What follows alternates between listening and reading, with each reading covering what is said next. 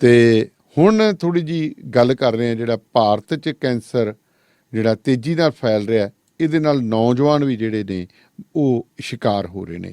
Indian council of medical research ਜਿਹੜੀ ICMR ਨੇ ਬੀਤੇ ਮੰਗਲਵਾਰ ਨੂੰ ਭਾਰਤ ਵਿੱਚ ਕੈਂਸਰ ਦੇ ਵੱਧ ਰਹੇ ਮਾਮਲਿਆਂ ਦੇ ਬਾਰੇ ਆਪਣੀ ਰਿਪੋਰਟ ਜਾਰੀ ਕੀਤੀ ਹੈ। ਰਿਪੋਰਟ ਅਨੁਸਾਰ ਅਗਲੇ 5 ਸਾਲਾਂ ਵਿੱਚ ਭਾਰਤ ਵਿੱਚ ਕੈਂਸਰ ਦੇ ਮਾਮਲਿਆਂ ਦੀ ਗਿਣਤੀ ਵਿੱਚ 12% ਵਾਧਾ ਹੋਵੇਗਾ। ਇਹਦਾ ਮਤਲਬ ਹੈ ਕਿ 2025 ਦੇ ਵਿੱਚ ਭਾਰਤ ਵਿੱਚ ਕੈਂਸਰ ਦੇ ਮਰੀਜ਼ਾਂ ਦੀ ਗਿਣਤੀ ਕੋਈ 15.5 ਲੱਖ ਨੂੰ ਪਾਰ ਕਰ ਜਾਏਗੀ, ਜੋ ਇਸ ਸਮੇਂ 14 ਲੱਖ ਤੋਂ ਵੀ ਘੱਟ ਹੈ। ਕਹਿਣ ਤੋਂ ਭਾਵ ਵੀ ਲਗਭਗ 3.25 ਲੱਖ ਦਾ ਵਾਧਾ ਨਜ਼ਰ ਆ ਰਿਹਾ 5 ਸਾਲਾਂ ਦੇ ਵਿੱਚ। ਸੋ ਬੀਤੇ ਕੁਝ ਸਾਲਾਂ ਵਿੱਚ ਦਿੱਲੀ ਵਰਗੇ ਮਹਾਨਗਰਾਂ ਵਿੱਚ ਘੱਟ ਉਮਰ ਦੇ ਲੋਕਾਂ ਵਿੱਚ ਸਟੇਜ 4 ਕੈਂਸਰ ਦੀ ਪੁਸ਼ਟੀ ਹੋਣ ਦੀਆਂ ਖਬਰਾਂ ਜੋ ਸਾਹਮਣੇ ਆਈਆਂ ਸਨ। ਸੋ ਉਹ ਇੱਕ ਗੱਲ ਇਹ ਵੀ ਉੱਭਰ ਕੇ ਸਾਹਮਣੇ ਆਈ ਸੀ ਕਿ ਦਿੱਲੀ ਵਿੱਚ ਬੱਚਿਆਂ ਵਿੱਚ ਜਿਹੜਾ ਕੈਂਸਰਾਂ ਦੀ ਗਿਣਤੀ ਹੈ ਉਹਦੇ ਵਿੱਚ ਵਾਧਾ ਹੋਇਆ। ਆਮ ਤਾਂ ਬਜ਼ੁਰਗਾਂ ਨੂੰ ਜਾਂ ਹੋਰਾਂ ਨੂੰ ਹੁੰਦਾ ਹੈ, ਪਰ ਇਹਦੇ ਵਿੱਚ ਇੱਕ ਖਾਸ ਜਿਹੜੀ ਸੀ ਉਹ ਸੀ ਬੱਚਿਆਂ ਵਿੱਚ। ਸੋ ਅਜਿਹੀ ਸਥਿਤੀ ਦੇ ਵਿੱਚ ICMR ਦੀ ਇਹ ਰਿਪੋਰਟ ਆਉਣ ਤੋਂ ਬਾਅਦ ਮੈਡੀਕਲ ਖੇਤਰ ਦੇ ਜਿਹੜੇ ਮਾਹਰ ਹੈ ਉਹ ਕੁਛ ਸੋਚਣ ਲਈ ਮਜਬੂਰ ਹੋ ਗਏ ਨੇ, ਕਿਉਂਕਿ ਇਹ ਰਿਪੋਰਟ ਉਹਨਾਂ ਦੇ ਸਾਰੇ ਖਦਸ਼ਿਆਂ ਦੀ ਪੁਸ਼ਟੀ ਕਰਦੀ ਹੈ ਜੋ ਮੈਡੀਕਲ ਖੇਤਰ ਦੇ ਮਾਹਰ ਬੀਤੇ ਕੁਝ ਸਮੇਂ ਲਈ ਉਹ ਕਰ ਰਹੇ ਸੀ। ਉਹਨਾਂ ਨੂੰ ਕੋਈ ਖਦਸ਼ੇ ਸੀਗੇ, ਸੋ ਉਹ ਪੁਸ਼ਟੀ ਕਰ ਦਿੱਤੀ ਹੈ।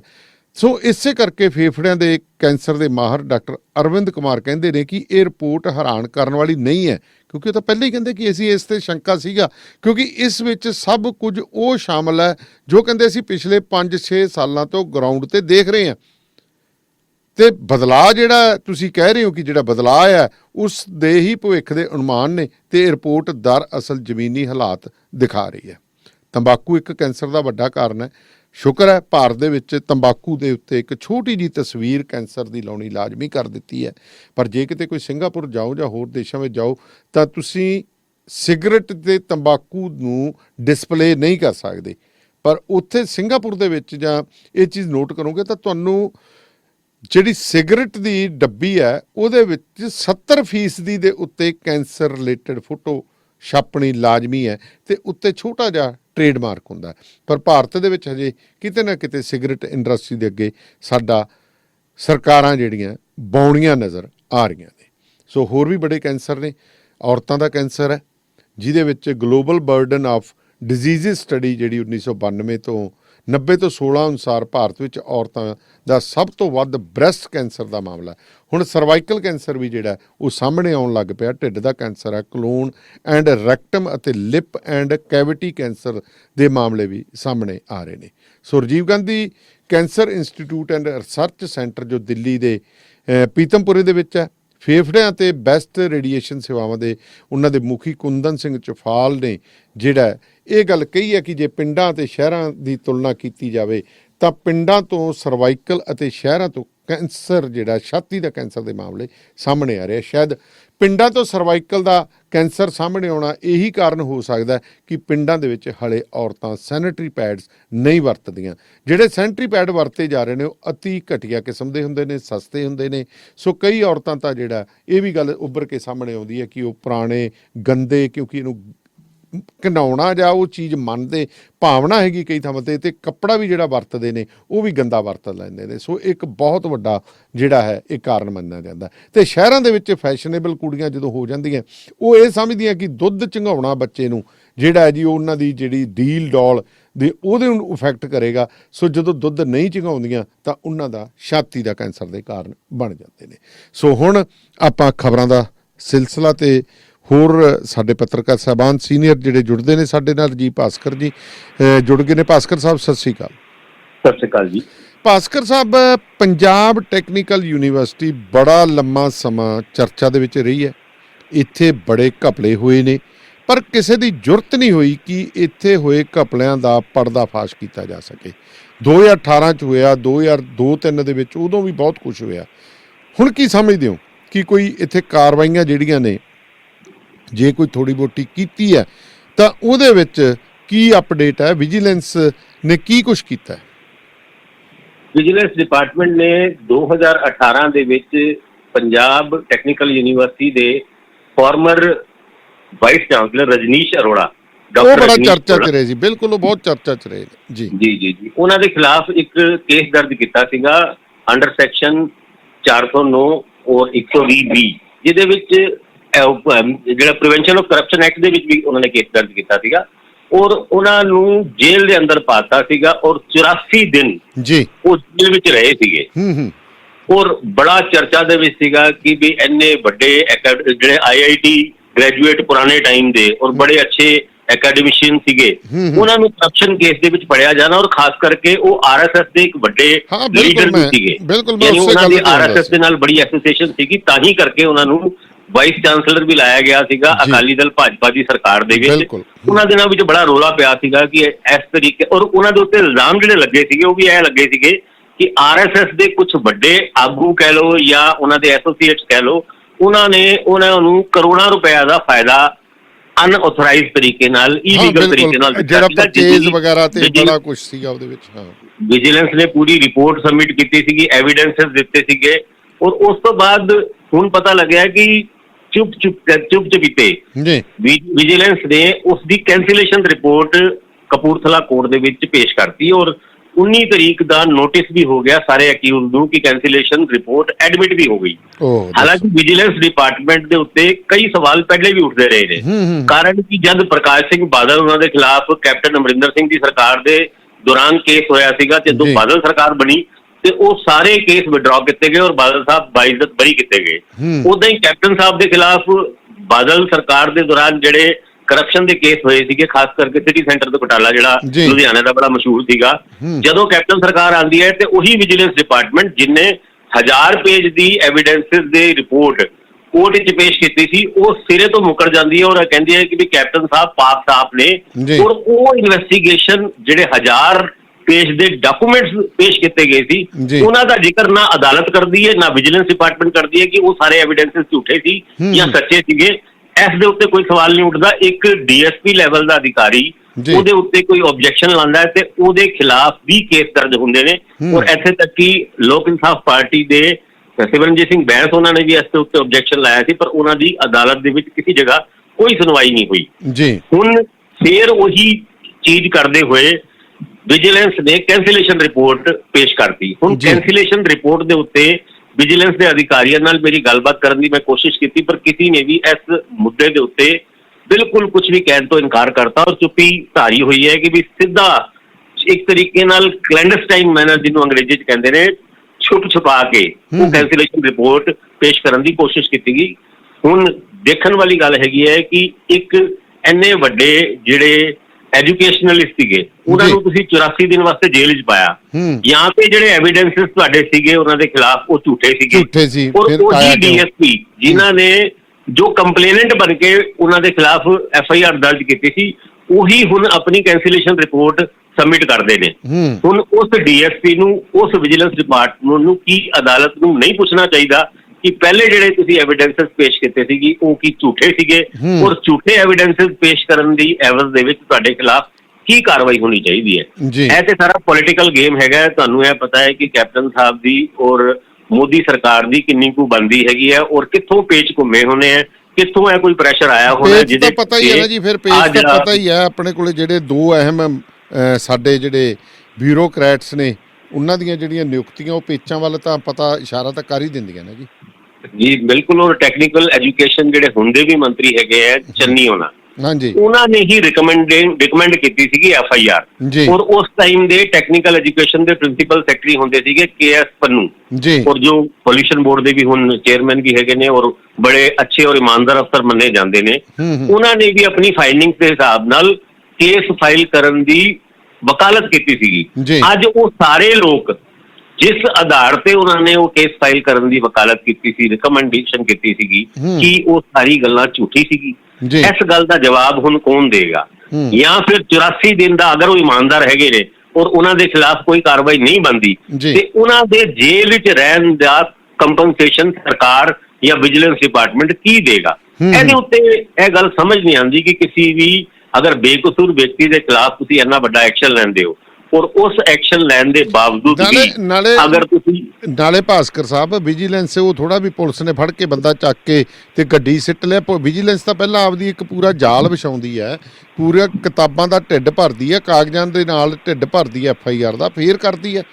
ਸਰ ਇਹਦਾ ਮੈਂ ਜਿਸ ਮਤਲਬ ਤਰ੍ਹਾਂ ਤਾਂ ਤੁਹਾਨੂੰ ਕਿਹਾ ਕ੍ਰੈਡੀਬਿਲਟੀ ਜੀ ਕੈਪਟਨ ਸਾਹਿਬ ਦੇ ਕੇਸ ਦੇ ਵਿੱਚ 1000 ਪੇਜ ਦੇ Evidence ਐਵੀਡੈਂਸ ਸੀ। ਸੀ ਕੋਰਟ ਦੇ ਵਿੱਚ, ਹੂੰ ਔਰ ਉਹ ਇੱਕ ਪੇਜ ਦਾ ਲੈਟਰ ਜੀ। ਵੀ ਅਸੀਂ ਉਹਨਾਂ ਨੂੰ ਪਾਕ ਬਰੀ ਸਮਝਦੇ ਹਾਂ, ਹੂੰ ਯਾਨੀ ਇੱਕ ਤਰਫ ਤੇ 1000 ਪੇਜ ਦੇ ਐਵੀਡੈਂਸਸ, ਜੀ ਦੂਜੇ ਪਾਸੇ ਇੱਕ ਸਿਰਫ ਵਿਜੀਲੈਂਸ ਦਾ ਇੱਕ ਪੇਜ ਤੇ ਲਿਖ ਕੇ ਦੇਣਾ ਕੋਰਟ ਦੇ ਵਿੱਚ ਕਿ ਵੀ ਅਸੀਂ ਕੈਂਸਲੇਸ਼ਨ ਰਿਪੋਰਟ ਦੇ ਰਹੇ ਹਾਂ। ਹੂੰ ਐਦਾਂ ਦੇ ਆਧਾਰ ਦੇ ਵਿੱਚ ਤੁਸੀਂ ਕਿਸੇ ਵੀ ਇਨਵੈਸਟੀਗੇਸ਼ਨ ਏਜੰਸੀ ਦੇ ਉੱਤੇ ਕਿੰਨਾ ਕੁ ਵਿਸ਼ਵਾਸ ਕਰ ਸਕਦੇ ਹੋ, ਜੀ ਔਰ ਕਿਸ ਤਰ੍ਹਾਂ ਇਹ ਮੰਨ ਸਕਦੇ ਹੋ ਕਿ ਪੋਲੀਟੀਕਲ ਪ੍ਰੈਸ਼ਰ, ਭਾਵੇਂ ਉਹ ਸੀਬੀਆਈ ਹੋਏ ਭਾਵੇਂ ਉਹ ਵਿਜੀਲੈਂਸ ਹੋਏ। ਹੁਣ ਸੀਬੀਆਈ ਦੀ ਹੀ ਗੱਲ ਸੁਣ ਲਓ ਹਾਂਜੀ ਕਿ ਅਗਰ ਬਰਗਾੜੀ ਕਾਂਡ ਦੇ ਵਿੱਚ ਬਾਦਲ ਸਾਹਿਬ ਨੇ ਇਹ ਇਨਵੈਸਟੀਗੇਸ਼ਨ ਸੀਬੀਆਈ ਨੂੰ ਦਿੱਤੀ ਸੀ, ਜੀ 5-6 ਸਾਲ ਸੀਬੀਆਈ ਨੇ ਉਸ ਇਨਵੈਸਟੀਗੇਸ਼ਨ ਦੇ ਨਾਂ ਤੇ ਡੱਕਾ ਨਹੀਂ ਤੋੜਿਆ, ਔਰ ਬਾਅਦ ਚੋਂ ਜੀ ਜਦ ਪੰਜਾਬ ਪੁਲਿਸ ਨੇ ਕੁਝ ਐਕਿਊਜ਼ ਨੂੰ ਬੁੱਕ ਕੀਤਾ ਤੇ ਉਹਨਾਂ ਨੇ ਉਹਨਾਂ ਐਕਿਊਜ਼ ਨੂੰ ਬਰੀ ਕਰਨ ਵਾਸਤੇ ਕਲੋਜ਼ਰ ਰਿਪੋਰਟ ਕੋਰਟ ਵਿੱਚ ਪੇਸ਼ ਕਰਤੀ ਕਿ ਜੀ। ਅਸੀਂ ਇਹਨਾਂ ਦੀ ਸਾਰੀ ਇਨਵੈਸਟੀਗੇਸ਼ਨ ਕਰ ਲਈ ਹੈ, ਇਹਨਾਂ ਦਾ ਕੋਈ ਕਸੂਰ ਨਹੀਂ। ਤੇ ਬਾਅਦ ਚੋਂ ਪੰਜਾਬ ਸਰਕਾਰ ਤੇ ਸੀਬੀਆਈ ਦੇ ਵਿੱਚ ਪੇਚ ਇਸ ਗੱਲ ਤੇ ਅੜਿਆ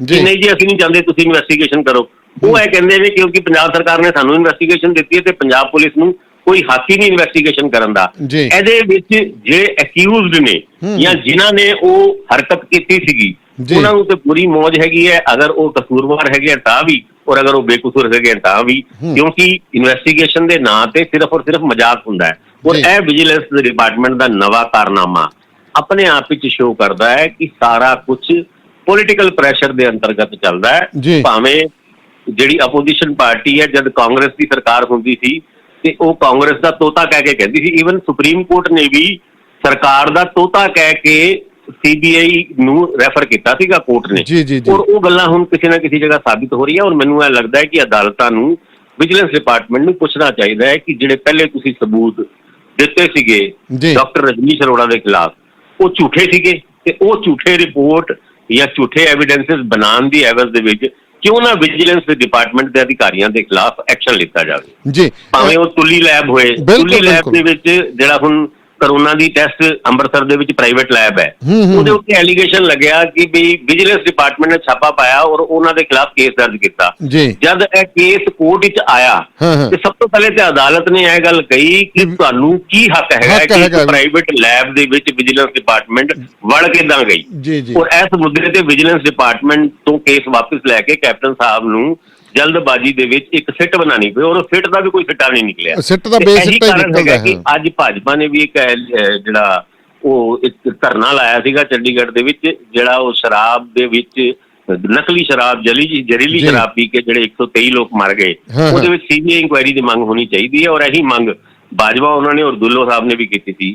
ਪਰ ਗੱਲ ਅਗਰ ਫਿਰ ਦੁਬਾਰਾ ਵਿਜੀਲੈਂਸ ਡਿਪਾਰਟਮੈਂਟ ਦੇ ਵਿੱਚ ਆਉਂਦੀ ਹੈ ਤੇ ਵਿਜੀਲੈਂਸ ਡਿਪਾਰਟਮੈਂਟ ਦੀ ਕਾਰਗੁਜ਼ਾਰੀ ਔਰ ਉਹਨਾਂ ਦੀ ਇਨਵੈਸਟੀਗੇਸ਼ਨ ਦਾ ਤਰੀਕਾ, ਉਹਦੇ ਉੱਤੇ ਕਈ ਪ੍ਰਸ਼ਨ ਚਿੰਨ੍ਹ ਲੱਗਦੇ ਆ। ਬਿਲਕੁਲ, ਵੈਸੇ ਤਾਂ ਦੇਖਿਆ ਜਾਵੇ ਵਿਜੀਲੈਂਸ ਕਿਹੜਾ ਜੀ ਇੰਡੀਪੈਂਡੈਂਟ ਹੈ, ਉਹੀ ਪੁਲਿਸ ਦੇ ਅਧਿਕਾਰੀ ਇੱਧਰ ਹੁੰਦੇ ਆ, ਉਹੀ ਉੱਧਰ ਹੁੰਦੇ ਆ, ਉਹ ਬਸ ਕਹਿਣ ਨੂੰ ਹੀ ਇੱਕ ਗੱਲ ਤੁਸੀਂ ਵੀ ਜਾਣਦੇ ਹੋ, ਇਹ ਗੱਲ ਮੈਂ ਵੀ ਜਾਣਦਾ, ਪਰ ਕਾਗਜ਼ੀ ਤੌਰ ਤੇ ਵਿਜੀਲੈਂਸ ਇੱਕ ਇੰਡੀਪੈਂਡੈਂਟ ਡਿਪਾਰਟਮੈਂਟ ਹੁੰਦਾ ਹੈ। ਭਾਵੇਂ ਉਹ ਪੰਜਾਬ ਪੁਲਿਸ ਹੋਏ, ਅਸੀਂ ਅੱਛੀ ਤਰ੍ਹਾਂ ਜਾਣਦੇ ਹਾਂ ਕਿ ਮੁੱਖ ਮੰਤਰੀ ਦੇ ਇਸ਼ਾਰਿਆਂ ਤੇ ਪੰਜਾਬ ਪੁਲਿਸ ਕੋਈ ਵੀ ਕੰਮ ਕਰਦੀ ਹੈ, ਪਰ ਟੈਕਨੀਕਲ ਤੌਰ ਤੇ ਪੁਲਿਸ ਇੱਕ ਇੰਡੀਪੈਂਡੈਂਟ ਡਿਪਾਰਟਮੈਂਟ ਹੈ ਔਰ ਉਹਦਾ ਕੰਮ ਹੁੰਦਾ ਹੈ ਅਨਬਾਇਸ ਤਰੀਕੇ ਨਾਲ ਇਨਕੁਆਇਰੀ ਤੇ ਇਨਵੈਸਟੀਗੇਸ਼ਨ ਕਰਕੇ ਦੋਸ਼ੀ ਨੂੰ ਦੋਸ਼ੀ ਕਰਾਰ ਦੇਣਾ ਤੇ ਨਿਰਦੋਸ਼ ਨੂੰ ਨਿਰਦੋਸ਼ ਸਾਬਿਤ ਕਰਨਾ। ਪਰ ਉਹ ਕੁਝ ਹੋ ਰਹੀ ਰਿਹਾ ਹੈ ਜੋ ਅੱਜ ਦੇ ਵਿਜੀਲੈਂਸ ਦੇ ਕਾਰਨਾਮੇ ਤੋਂ ਵੀ ਨਜ਼ਰ ਆਉਂਦਾ ਹੈ ਕਿ ਵਿਜੀਲੈਂਸ ਦੀ ਜਿਹੜੀ ਰਿਪੋਰਟਾਂ ਹੈਗੀ ਹੈ ਉਹ ਆਪਣੇ ਪੋਲੀਟੀਕਲ ਮਾਸਟਰ ਦੇ ਡੰਡੇ ਨੂੰ ਦੇਖ ਕੇ ਚੱਲਦੀ ਹੈ ਵੀ ਕਿਸ ਪਾਸੇ ਤੁਰਨਾ ਹੈ, ਉਹ ਡਿਸਾਈਡ ਕਰਦੇ ਨੇ ਉਹਨਾਂ ਦੇ ਪੋਲੀਟੀਕਲ ਮਾਸਟਰ। ਜੀ ਭਾਸਕਰ ਸਾਹਿਬ, ਲੇਟੈਸਟ ਅਪਡੇਟ ਆ ਰਹੀ ਹੈ ਕਿ ਸਾਬਕਾ ਡੀਜੀਪੀ ਸੁਮੇਧ ਸਿੰਘ ਸੈਣੀ ਦੇ ਖਿਲਾਫ ਜਿਹੜਾ ਮਾਮਲਾ ਸੀਗਾ ਉਹਦੇ ਵਿੱਚ ਜਿਹੜੀ CJM ਦੀ ਕੋਰਟ ਹੈਗੀ ਹੈ ਰਸਵੀਨ ਕੌਰ ਦੀ, ਉਹਨਾਂ ਵੱਲੋਂ ਧਾਰਾ 302 ਜਿਹੜੀ IPC FIR ਦੇ ਵਿੱਚ ਵਾਧਾ ਕਰ ਦਿੱਤਾ, ਜੋੜ ਦਿੱਤੀ ਗਈ ਹੈ।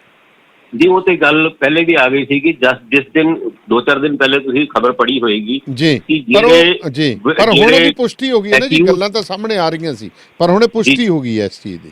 ਜੀ ਹਾਂਜੀ, ਕਿਸ ਚੀਜ਼ ਦੀ ਪੁਸ਼ਟੀ ਹੋ ਗਈ ਜੀ? ਵੀ ਧਾਰਾ 302 ਲੱਗ ਗਈ ਹੈ ਸੁਮੇਧ ਸਿੰਘ ਸੈਣੀ ਦੇ ਤੇ ਅਦਾਲਤ ਨੇ ਇਹ ਕਹਿ ਦਿੱਤਾ ਕਿ 3 ਦਿਨ ਪਹਿਲਾਂ ਉਸ ਨੂੰ ਗ੍ਰਿਫਤਾਰ ਕਰਨ ਤੋਂ ਪਹਿਲਾਂ ਨੂੰ ਟਾਈਮ ਦਿੱਤਾ ਜਾਵੇ, ਭਾਈ ਤੈਨੂੰ ਪਰਸੋਂ ਫੜ ਦੇਵਾਂਗੇ।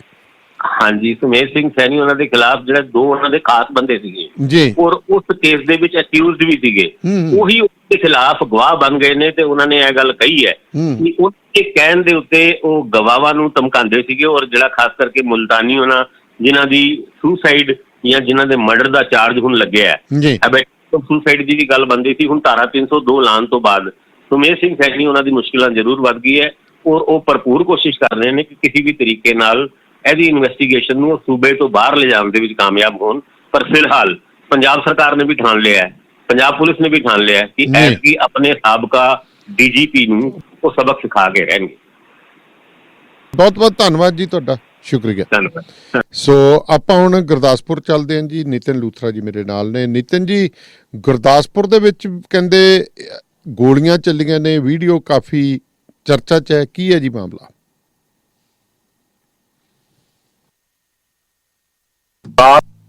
ਪੌਣੇ 11 ਵਜੇ ਮਾਫ ਕਰਨਾ ਜੀ ਵਿਅਕਤੀ ਆਉਂਦੇ ਨੇ। ਬੜਾ ਸੰਘਣਾ ਇਲਾਕਾ ਵਾ ਜੀ, ਧਰਮਪੁਰਾ ਕਲੋਨੀ ਪੌਸ਼ ਏਰੀਆ ਕਿਹਾ ਜਾਂਦਾ ਜੀ ਬਟਾਲੇ ਦਾ ਜੀ। ਤੇ ਉੱਥੇ ਐਕਟਿਵਾ ਤੇ ਆਉਂਦੇ ਆ ਤੇ ਉੱਥੇ ਇੱਕ ਡੇਅਰੀ ਆ ਦੁੱਧ ਦੀ। ਅੱਛਾ ਜੀ।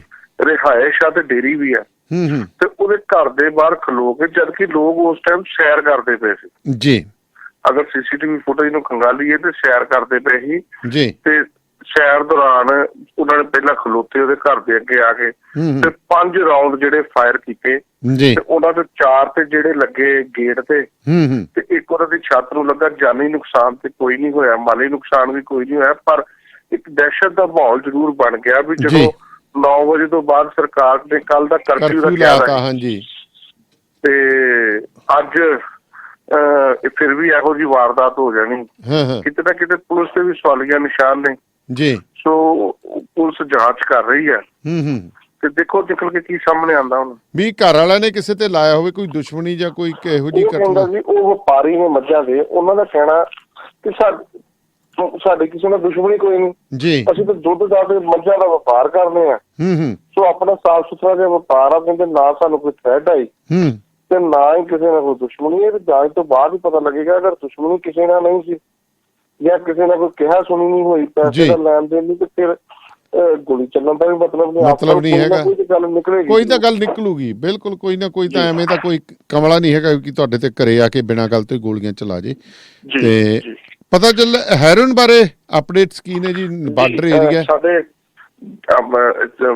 ਕਿਹਾ ਜਾਂਦਾ ਕਿ ਕਲਾਨੌਰ ਦੇ ਲਾਗੇ ਜਿਹੜਾ ਬਾਰਡਰ ਆ ਜੀ, ਉੱਥੋਂ 2 ਪੈਕੇਟ ਹੈਰੋਇਨ, 5 ਪੈਕੇਟ ਮਾਫ ਕਰਨਾ, ਹੈਰੋਇਨ ਜਿਹੜੀ ਆ ਫੜੀ ਗਈ ਆ ਔਰ ਇੱਕ ਖੇਤ ਚੋਂ ਫੜੀ ਗਈ ਆ ਜੀ।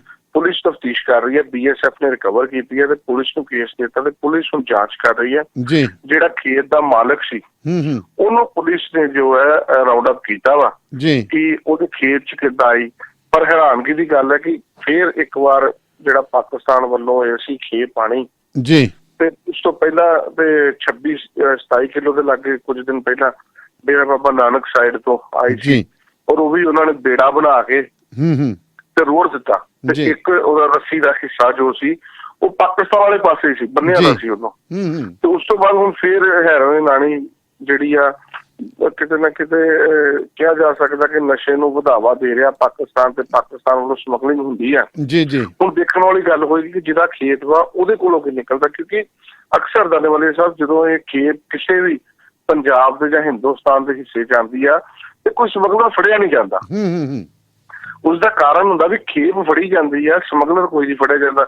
ਸਮਗਲਰ ਜਾ ਕੇ ਬੈਠੇ ਨੇ ਪਾਕਿਸਤਾਨ, ਜਾਂ ਜਿਨ੍ਹਾਂ ਨੇ ਲੈਣ ਆਉਣਾ ਹੁੰਦਾ ਉਹ ਲੈਣ ਨਹੀਂ ਆਉਂਦੇ, ਇਸ ਦੌਰਾਨ ਫੜੀ ਜਾਂਦੀ ਹੈ ਜਾਂ ਕੋਆਰਡੀਨੇਸ਼ਨ ਨਹੀਂ ਹੋਈ ਜਾਂ ਕੋਈ ਜੀ ਘਟਨਾ ਵਾਪਰ ਜਾਂਦੀ ਹੈ ਜਾਂ ਉਹਨਾਂ ਨੂੰ ਸ਼ੱਕ ਪੈ ਜਾਂਦਾ ਜੀ। ਜਾਂਚ ਦਾ ਵਿਸ਼ਾ ਵਾ ਵੀ ਕਦੋਂ ਜੋ ਹੈ ਇਹ ਫੜੇ ਜਾਣ ਜੀ।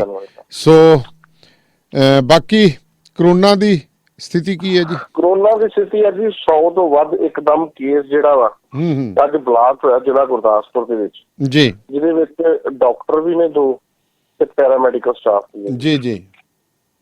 ਤੇ ਜਿਸ ਤਰ੍ਹਾਂ ਕਿ ਆਪਾਂ ਅਕਸਰ ਹੀ ਰੋਜ਼ ਗੱਲ ਕਰਦੇ ਆ ਜੀ ਕਿ ਇਹ ਦਿਨ ਪ੍ਰਤੀ ਦਿਨ ਵਧੇਗਾ, ਸੋ ਅੱਜ ਫਿਰ 100 ਮਰੀਜ਼ ਆਣਾ ਇੱਕ ਜ਼ਿਲ੍ਹੇ ਦੇ ਵਿੱਚ ਬੜੀ ਵੱਡੀ ਗੱਲ ਆ। 100 ਤੋਂ ਵੱਧ 105 ਮਰੀਜ਼ ਜਿਹੜੇ ਨੇ ਜੀ ਉਹ ਆਏ ਨੇ।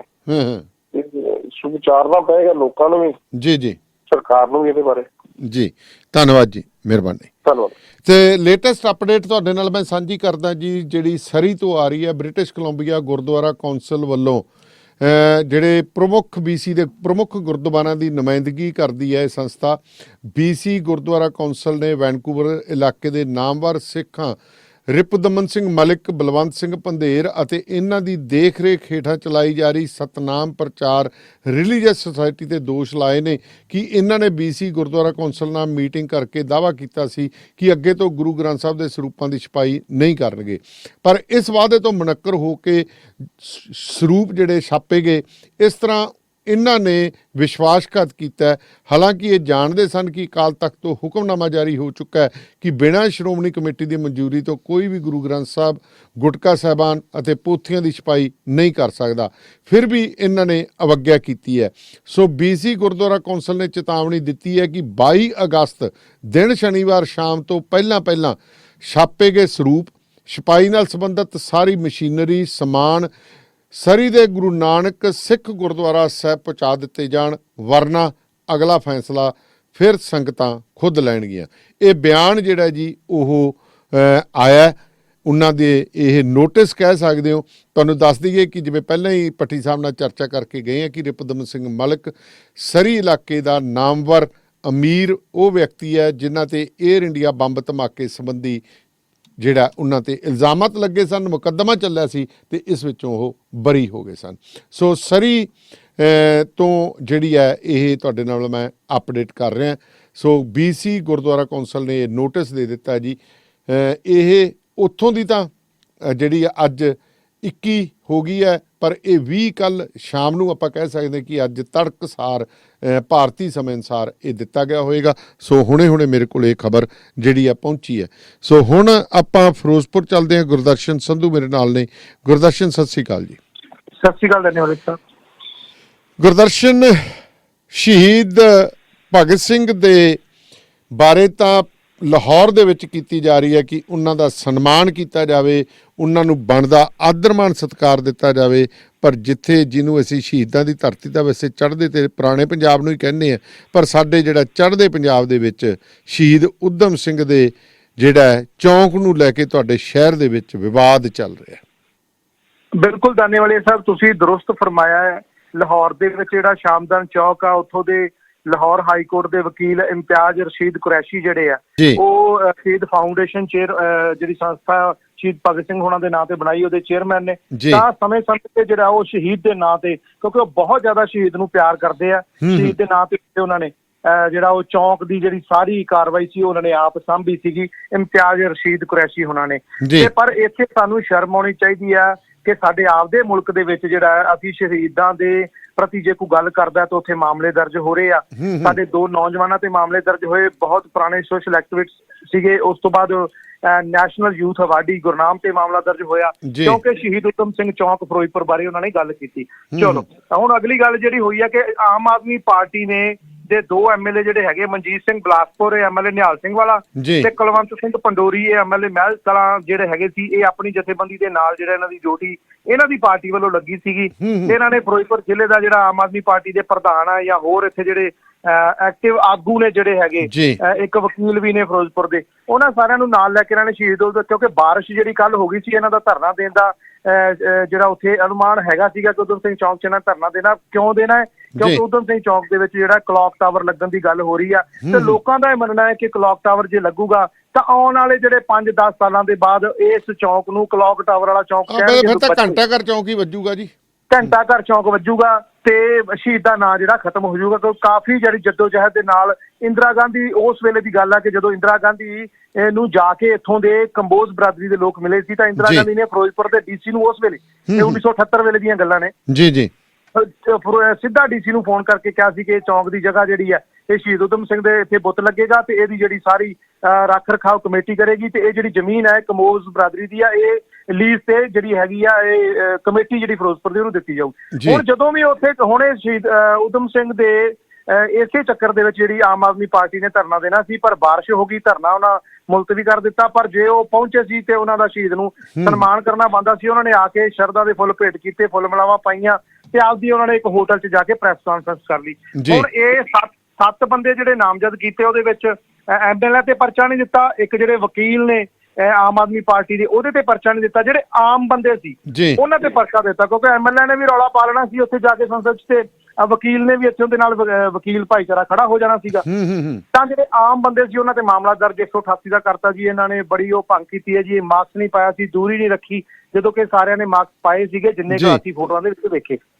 ਹੁਣ ਦੂਜੇ ਪਾਸੇ DC ਫਿਰੋਜ਼ਪੁਰ ਤੇ SSP ਫਿਰੋਜ਼ਪੁਰ ਦਫ਼ਤਰ ਦੇ ਸਾਹਮਣੇ ਜਿਹੜੇ ਆ ਉਹ ਹਰ ਪਾਰਟੀ, ਚਾਹੇ ਉਹ ਅਕਾਲੀ ਦਲ ਆ, ਚਾਹੇ ਉਹ BJP ਹੈ ਜਾਂ ਹੋਰ ਜਥੇਬੰਦੀਆਂ ਹੈ, ਉਹ ਡੇਲੀ ਉੱਥੇ ਧਰਨੇ ਲੱਗਦੇ ਨੇ, ਵੱਡੀ ਗਿਣਤੀ 'ਚ ਲੋਕ ਇਕੱਠੇ ਹੁੰਦੇ ਨੇ, ਪੂਰੀ ਭੀੜ ਦੀ ਤਰ੍ਹਾਂ ਇਕੱਠ ਹੁੰਦਾ, ਉੱਥੇ ਮਾਮਲਾ ਦਰਜ ਨਹੀਂ ਹੁੰਦਾ। ਹੁਣ ਕਿਤੇ ਨਾ ਕਿਤੇ ਸਾਹਮਣੇ ਗੱਲ ਆ ਗਈ ਹੈ ਕਿ ਜੇ ਕੋਈ ਸ਼ਹੀਦ ਊਧਮ ਸਿੰਘ ਚੌਂਕ ਦੇ ਵਿੱਚ ਜਾ ਕੇ ਉਹ ਇੱਟ ਵੀ ਚੱਕ ਕੇ ਉੱਥੇ ਰੱਖ ਦਿੰਦਾ ਤਾਂ ਉਹਦੇ ਮਾਮਲਾ ਦਰਜ ਹੋ ਰਿਹਾ। ਇਹ ਰਾਜਨੀਤੀ ਜਿਹੜੀ ਆ ਇਹ ਕੀਤੀ ਜਾ ਰਹੀ ਹੈ, ਇਹ ਮਾੜੀ ਗੱਲ ਹੈ। ਫਿਰੋਜ਼ਪੁਰ ਦੇ ਲੋਕ ਜਿਹੜੇ ਆ ਉਹ ਸ਼ਹੀਦਾਂ ਨੂੰ ਦੇ ਨਾਲ ਜੁੜੀ ਹੋਈ ਧਰਤੀ ਆ। ਸ਼ਹੀਦ ਆਜ਼ਮ ਸਰਦਾਰ ਭਗਤ ਸਿੰਘ ਹੋਣੇ, ਰਾਜਗੁਰੂ ਸੁਖਦੇਵ ਤੇ ਉੱਥੇ ਰਾਜ ਮਾਤਾ ਜਿਹੜੀ ਹੈਗੀ ਸ਼ਹੀਦ ਭਗਤ ਸਿੰਘ ਉਹਨਾਂ ਦੀ ਮਾਤਾ, ਉਹਨਾਂ ਦਾ ਵੀ ਇੱਥੇ ਸ਼ਹੀਦੀ ਸਥਾਨ ਬਣਿਆ, ਠੀਕ ਹੈ। BK ਦੱਤ ਹੋਣਾ ਦਾ ਸਥਾਨ ਬਣਿਆ। ਸ਼ਹੀਦਾਂ ਦੀ ਧਰਤੀ ਮੰਨੀ ਜਾਂਦੀ, ਲੋਕਾਂ ਦੇ ਦਿਲਾਂ ਸ਼ਹੀਦਾਂ ਦੇ ਪ੍ਰਤੀ ਪਿਆਰ ਹੈ। ਪਰ ਜੇ ਹੁਣ ਉੱਥੇ ਚੌਂਕ ਤੇ ਜਾ ਕੇ ਕੋਈ ਗੱਲ ਕਰੂਗਾ ਉਹਦੇ ਤੇ ਮਾਮਲਾ ਦਰਜ ਹੋਣਾ ਕਿਤੇ ਨਾ ਕਿਤੇ ਰਾਜਨੀਤੀ ਦੇ ਪਿੱਛੇ ਜਿਹੜੀ ਸਾਫ਼ ਦਿਖਾਈ ਦਿੰਦੀ ਹੈ ਜੀ। ਬਿਲਕੁਲ। ਮਾਮਲਾ 7 ਬੰਦਿਆਂ ਤੇ ਦਰਜ ਹੋਇਆ ਤੇ 15 ਜਿਹੜੇ ਆਮ ਚਰਚੇ ਤੇ ਦਰਜ ਹੋਇਆ ਜੀ ਮਾਮਲਾ। ਮਿਹਰਬਾਨੀ ਜੀ ਗੁਰਦਰਸ਼ਨ ਜੀ, ਧੰਨਵਾਦ ਤੁਹਾਡਾ। ਤੇ ਹੁਣ ਬਰਨਾਲੇ ਕਮਲਜੀਤ ਸੰਧੂ ਮੇਰੇ ਨਾਲ ਨੇ। ਕਮਲਜੀਤ ਸਤਿ ਸ੍ਰੀ ਅਕਾਲ। ਸਤਿ ਸ੍ਰੀ ਅਕਾਲ ਸਰ। ਕਹਿੰਦੇ ਥਾਣੇਦਾਰ ਨੂੰ ਬਿਜਲੀ ਮਹਿਕਮੇ ਵਾਲੇ ਜੇਈ ਤੇ ਥਾਣੇਦਾਰੀ ਦਿਖਾਉਣੀ ਮਹਿੰਗੀ ਪੈ ਗਈ। ਕਹਿੰਦੇ ਫਿਰ ਜੇਈ ਪੁੱਠਾ ਥਾਣੇਦਾਰ ਬਣ ਗਿਆ ਤੇ ਚੱਕ ਲਿਆ ਪਲਾਸ। ਜੀ ਬਿਲਕੁਲ। ਆਪਣਾ ਬਰਨਾਲਾ ਸਿਟੀ ਵਨ ਜਿਹੜਾ ਥਾਣਾ ਗਾ ਇੱਥੇ ਬੀਤੇ ਕੱਲ ਦੇਰ ਸ਼ਾਮ ਕਿਸੇ ਮਾਮਲੇ ਦੇ ਵਿੱਚ ਜਿਹੜਾ ਜੇਈ ਸੀਗਾ ਇੱਕ ਬਿਜਲੀ ਵਿਭਾਗ ਦਾ, ਉਹ ਥਾਣੇ ਦੇ ਵਿੱਚ ਆਇਆ ਸੀਗਾ। ਕੋਈ ਉਹਨਾਂ ਦਾ ਕੁਝ ਕਿਸੇ ਨਾਲ ਝਗੜਾ ਸੀਗਾ। ਉਸ ਮਾਮਲੇ ਤੇ ਕੋਈ ਜਿਹੜੇ ਸੰਬੰਧਿਤ ਉਸ ਦਰਖਾਸਤ ਨੂੰ ਲੈ ਕੇ ਆਈਓ ਸੀਗੇ ਥਾਣੇਦਾਰ ਸੀਗੇ, ਉਹਨਾਂ ਨਾਲ ਉਹਦੇ ਨਾਲ ਕੋਈ ਮਿਸਬਿਹੇਵ ਵਗੈਰਾ ਕੀਤਾ ਤੇ ਅੱਜ ਦੂਸਰੇ ਉਸ ਤੋਂ ਅਗਲੇ ਦਿਨ ਹੀ ਅੱਜ ਉਹਨਾਂ ਨੇ ਸਵੇਰੇ ਇੱਕ ਪਾਸੇ ਤਾਂ ਉਹ ਮਿਸਬਿਹੇਵ ਦੇ ਖਿਲਾਫ ਜਿਹੜਾ ਧਰਨਾ ਲਾ ਲਿਆ ਤੇ ਦੂਜੇ ਪਾਸੇ ਥਾਣੇ ਦੇ ਉੱਤੇ ਵਿੱਚ ਜਿਹੜੇ ਜਿੰਨੇ AC ਚੱਲਦੇ ਸੀਗੇ ਜੀ ਕੁੰਡੀ ਤੇ ਚੱਲ ਰਹੇ ਸੀਗੇ ਤੇ ਉਹਨਾਂ ਨੇ ਉਹ ਜਿਹੜੇ AC ਨੇ ਉਹਨਾਂ ਦੀਆਂ ਜਿਹੜੀਆਂ ਤਾਰਾਂ ਨੇ ਉਹ ਪੱਟੀਆਂ ਤੇ ਉਸ ਤੋਂ ਬਾਅਦ ਜਿਹੜਾ ਜੁਰਮਾਨਾ ਗਾ ਉਹ ਥਾਣੇ ਨੂੰ ਪੈ ਗਿਆ ਜੀ 2.25 ਲੱਖ ਰੁਪਇਆ, ਜਿਹੜਾ SDO ਦੇ ਦੱਸਣ ਮੁਤਾਬਕ ਜਿਹੜਾ ਜੁਰਮਾਨਾ ਉਹਨਾਂ ਨੇ ਉਹ ਕਰਤਾ। ਤੇ ਅਗਰਾਈ ਕੌਣ ਕਰੂਗਾ ਇਹਦੀ ਫਿਰ? ਅਗਰਾਈ ਦੇਖੋ ਜੀ ਹੁਣ ਇਹ ਵਿਭਾਗ ਨੇ ਜਿਹੜਾ ਉਹਨਾਂ ਨੇ ਆਪਦੀ ਜਿਹੜੀ ਕਾਨੂੰਨੀ ਪੱਖ ਬਣਦਾ ਸੀਗਾ ਥਾਣੇ ਵਾਲੇ ਜਿਹੜੇ ਬਿਨਾਂ ਮੀਟਰ ਤੋਂ ਜਿਹੜੀ ਸਿੱਧੀ ਉਹ ਸਪਲਾਈ ਲਈ ਵੀ ਸੀਗੀ, ਉਹਦੇ ਜਿਹੜਾ ਜੁਰਮਾਨਾ ਉਹ ਹੁਣ ਭਰਦਾ ਦੇਖੋ ਕੌਣ, ਪਰ ਹੁਣ ਭਰਨਾ ਤਾਂ ਉਹ ਪੁਲਿਸ ਵਿਭਾਗ ਨੂੰ ਪੈਣਾ ਜੀ। ਹਾਂ, ਇਸ ਤਰ੍ਹਾਂ ਉਹ ਆਮੋ ਸਾਹਮਣੇ ਜਿਹੜੇ ਦੋਨੇ ਮਹਿਕਮੇ ਹੋਏ ਨੇ ਤੇ ਉਹਨਾਂ ਨੇ ਅੱਜ ਧਰਨਾ ਵੀ ਲਾਈ ਰੱਖਿਆ ਤੇ ਉਸ ਤੋਂ ਬਾਅਦ ਫਿਰ ਉਹਨਾਂ ਨੂੰ ਭਰੋਸਾ ਦਿੱਤਾ ਗਿਆ ਜਿਹੜਾ ਪੁਲਿਸ ਦੇ ਉੱਚ ਅਧਿਕਾਰੀਆਂ ਵੱਲੋਂ ਉਹ ਥਾਣੇਦਾਰ ਤੇ ਕਾਰਵਾਈ ਬਿਲਕੁਲ ਵੀ ਕਾਰਵਾਈ ਕਰ ਦਿਆਂਗੇ ਭਾਈ। ਸਾਡਾ 2.5-3 ਲੱਖ ਜਿਹੜਾ ਤੁਸੀਂ ਸਾਨੂੰ ਕੱਲਾ ਇੱਕ ਤਾਂ ਕੱਲੇ ਥਾਣੇ ਨੂੰ ਠੋਕਿਆ, ਕਿਤੇ ਸਾਰੇ ਜ਼ਿਲ੍ਹੇ ਦੀ ਰੇਲ ਨਾ ਬਣਾ ਦੇ ਫਿਰ ਤਾਂ ਹੈ ਜੀ। ਤੁਹਾਨੂੰ ਪਤਾ ਹੀ ਆ ਬਿਲਕੁਲ ਵੀ ਜੇ ਕਿਤੇ 11 ਥਾਣੇ ਨੇ, ਚੌਂਕੀਆਂ ਨੇ, ਦਫ਼ਤਰ ਨੇ, AC ਦਾ ਹਰੇਕ ਚੀਜ਼ ਘਾਟ ਬਣਦਾ ਅੱਜ ਕੱਲ ਤਾਂ। ਪੁਲਿਸ ਕਹਿੰਦੇ ਪਹਿਲਾਂ ਤਾਂ ਪੱਖਿਆਂ ਥੱਲੇ ਕੀ ਪੱਖੀ ਚੱਲਦੀ ਹੁੰਦੀ ਸੀ, ਹੁਣ ਤਾਂ ACਆਂ ਦੇ ਥੱਲੇ ਇਹੋ ਜਿਹੀ ਗਿੱਜੀ ਆ ਪੁਲਿਸ ਹੈ ਜੀ, ਬਾਹਰ ਨਿਕਲਣ ਨੂੰ ਜੀ ਨਹੀਂ ਕਰਦਾ। ਕਹਿ ਦਿੰਦੇ ਆ ਵੀ ਮੁੜਕਾ ਆਉਂਦਾ। ਹਾਂਜੀ, ਉਹਦੇ ਚ ਕਈ ਵੀ ਗੱਲ ਆਈ ਜਿਵੇਂ ਮੰਨ ਲਓ ਸੰਬੰਧਿਤ ਥਾਣੇ ਦਾ ਜਿਹੜਾ SHO ਆ ਜਾਂ ਇੱਕ GO ਪੰਜਾਬ ਸਰਕਾਰ ਦੀਆਂ ਜਿਹੜੀਆਂ ਹਦਾਇਤਾਂ ਨੇ ਘੱਟੋ ਘੱਟ GO ਰੈਂਕ ਦਾ ਅਧਿਕਾਰੀ DSP ਆ ਉਹਨੂੰ ਜਿਹੜਾ AC ਅਲਾਉਡ ਕੀਤਾ ਵਾ, ਪਰ ਜਿਹੜੇ ਹੁਣ ਥੱਲੇਲੇ ਲੈਵਲ ਦੇ ਜਿਹੜੇ ਹੌਲਦਾਰ ਨੇ ਜਾਂ ਥਾਣੇਦਾਰ ਜਾਂ IO ਨੇਗੇ ਉਹ ਸਾਰੇ ਦੱਬੀ ਆਉਂਦੇ ਜੀ। ਹੁਣ ਸਾਰੇ ਦੱਬੀ ਆਉਂਦੇ 10-10 AC ਚੱਲੀ ਜਾਂਦੇ ਕੋਈ ਥਾਣੇ 'ਚ। ਹਾਂ, ਤੇ AC ਚੱਲ ਰਹੇ ਨੇ ਤੇ ਚੱਲ ਕੁੰਡੀਆਂ ਤੇ ਜੇ ਬਿੱਲ ਭਰਨਾ ਹੋਵੇ ਤਾਂ ਉਹਨੂੰ ਬੰਦ ਤਾਂ 10 ਰੁਪਏ ਯੂਨਿਟ ਹੋਇਆ ਜੀ ਪੰਜਾਬ 'ਚ। ਪਰ ਜਦੋਂ ਕਿਉਂਕਿ ਉਹਦੇ ਬਿੱਲ ਭਰਨਾ ਨਹੀਂ ਹੁੰਦਾ ਤੇ ਜਦੋਂ ਕਿਹਨਾਂ ਛੱਡ ਲੈਂਦੇ ਨੇ ਤੇ ਉਸ ਤੋਂ ਬਾਅਦ ਉਹ ਦਿਨ ਰਾਤ ਲਗਾਤਾਰ ਹੀ ਚੱਲੀ ਜਾਂਦਾ। ਸ਼ਿਮਲਾ ਬਣਾ ਰੱਖਦੇ ਜੀ, ਸ਼ਿਮਲਾ ਪੂਰਾ ਜਦੋਂ ਕਈ ਥਾਣੇ 'ਚ ਵੜੋਗੇ ਐਂ ਲੱਗੋ ਜਿਵੇਂ ਸ਼ਿਮਲੇ ਆਉਣੇ ਆ। ਸੋ ਹੁਣ ਦੇਖਦੇ। ਤੁਹਾਨੂੰ ਮਿਹਰਬਾਨੀ ਜੀ ਕਮਲ ਜੀ, ਸ਼ੁਕਰੀਆ। ਤੇ ਆਪਾਂ ਬਠਿੰਡੇ ਅਮਨਦੀਪ ਗੋਸਲ ਮੇਰੇ ਨਾਲ ਨੇ। ਅਮਨਦੀਪ ਜੀ ਸਤਿ ਸ੍ਰੀ ਅਕਾਲ। ਸਤਿ ਸ਼੍ਰੀ ਅਕਾਲ ਜੀ।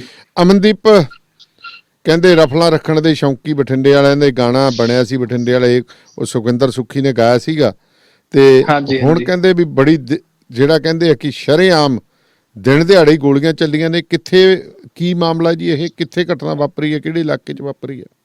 ਦਾਨਿਆਲ ਸਾਹਿਬ ਦੱਸਣਾ ਚਾਹਾਂਗੇ ਜਿਹੜੀ ਘਟਨਾ ਵਾਪਰੀ ਆ ਇੰਪਰੂਵਰ ਟਰਸਟ ਤੋਂ ਜੋ ਹੋਟਲ ਸਟਾਈਲਾਂ ਨੂੰ ਰਸਤਾ ਜਾਂਦਾ ਕੱਚਾ ਜਿਹਾ ਰਸਤਾ, ਉਸ ਰਸਤੇ ਤੇ ਇੱਕ ਸਕੌਡਾ ਕਾਰ ਸਵਾਰ ਦੇ ਉੱਤੇ ਫਾਇਰਿੰਗ ਹੋਈ ਹੈ।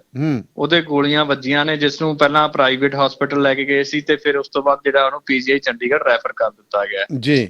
ਤੇ ਇਹ ਘਟਨਾਕ੍ਰਮ ਹੈ ਜਿਹੜਾ ਹੈਗਾ 3 ਗੱਡੀਆਂ ਦੇ ਸਵਾਰ ਜਿਹੜੇ ਦੱਸ ਰਹੇ ਨੇ। ਜਿਹੜਾ ਜ਼ਖਮੀ ਹੈ ਉਹ ਵੀ ਵਿਅਕਤੀ ਜਿਹੜਾ ਹੈਗਾ ਪ੍ਰਾਈਵੇਟ ਫਾਈਨਾਂਸ ਕੰਪਨੀ ਲਈ ਕੰਮ ਕਰਦਾ ਸੀ ਤੇ ਜਿਸ ਨੇ ਫਾਇਰਿੰਗ ਕੀਤੀ ਆ ਉਹ ਵੀ ਪ੍ਰਾਈਵੇਟ ਉਸੇ ਫਾਈਨਾਂਸ ਕੰਪਨੀ ਦੇ ਵਿੱਚ ਕੰਮ ਕਰਦਾ ਸੀਗਾ ਜੀ। ਤੇ ਇਹਨਾਂ ਦਾ ਆਪਸ ਨੂੰ ਲੈ ਕੇ ਕੋਈ ਝਗੜਾ ਹੋਇਆ ਸੀ 6 ਮਹੀਨੇ ਪਹਿਲਾਂ। ਉਸ ਤੋਂ ਬਾਅਦ ਅੱਜ ਸਵੇਰੇ ਵੀ ਇਹਨਾਂ 'ਚ ਕੋਈ ਝਗੜਾ ਹੋਇਆ।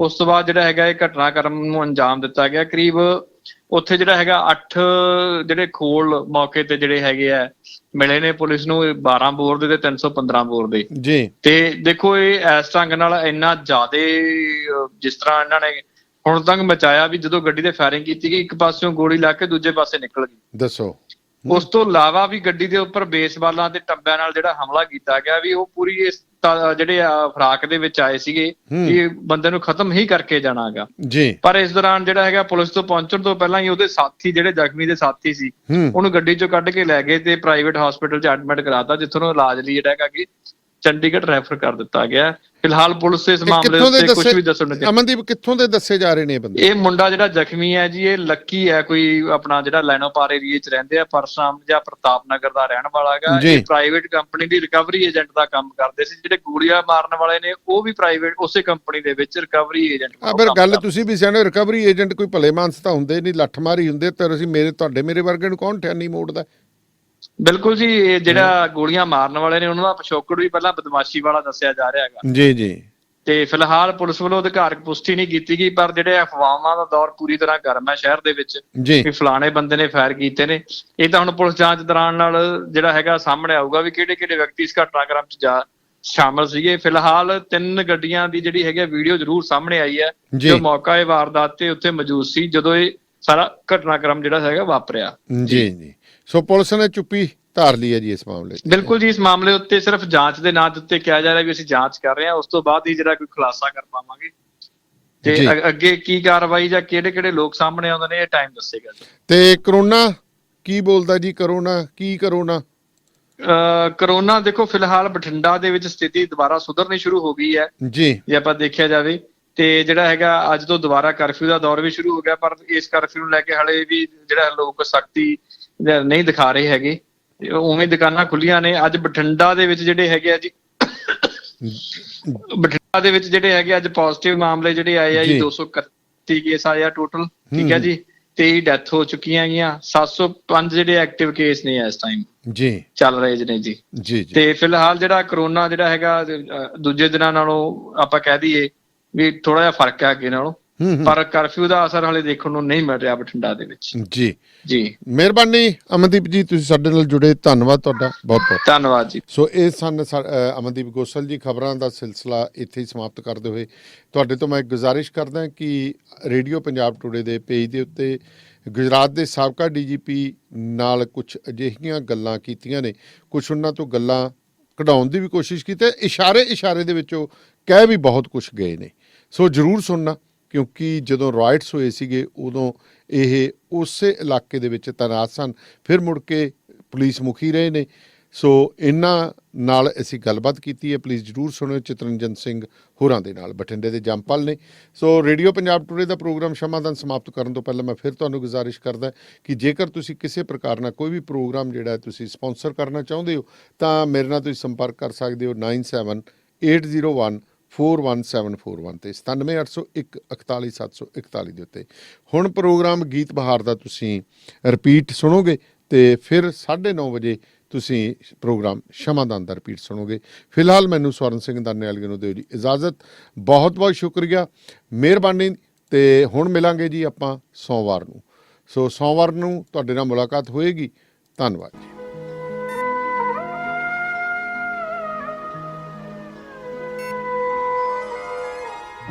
ਸ਼ਮਾਦਾਨ।